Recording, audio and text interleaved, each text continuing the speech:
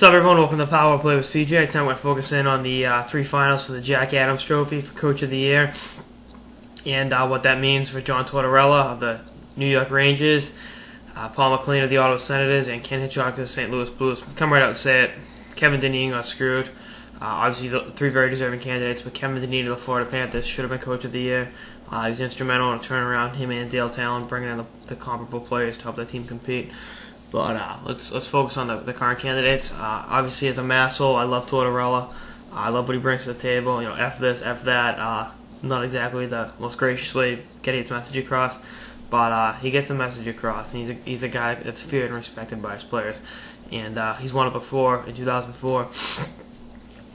When the Tampa Bay Lightning won the Stanley Cup, he was an instrumental reason for that.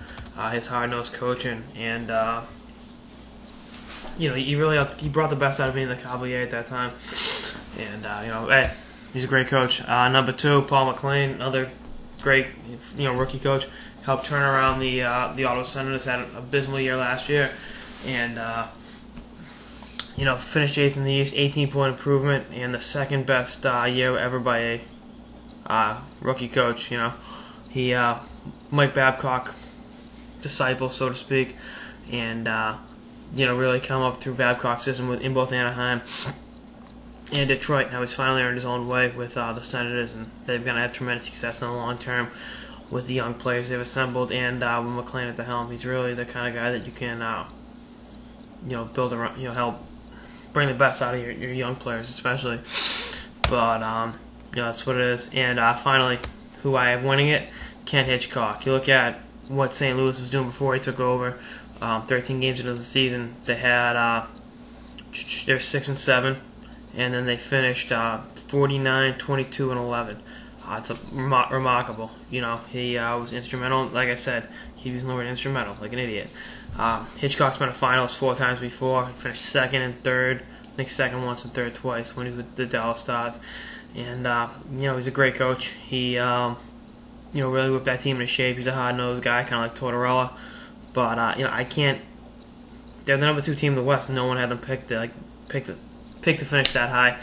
And he's a great coach, and I think he's really possibly the number 1 reason why St. Louis got the production it did out of the players it did. Elliott, where does he come from? Peter Angelo had a great year, and so on and so forth. They're set for the long-term future. They get some great, much like Ottawa.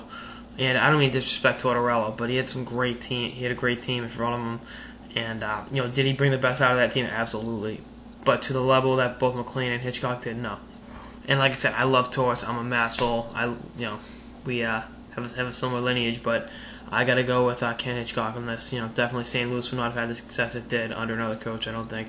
I think out of those 3 coaches, he was the most at fault. To do with the team's success.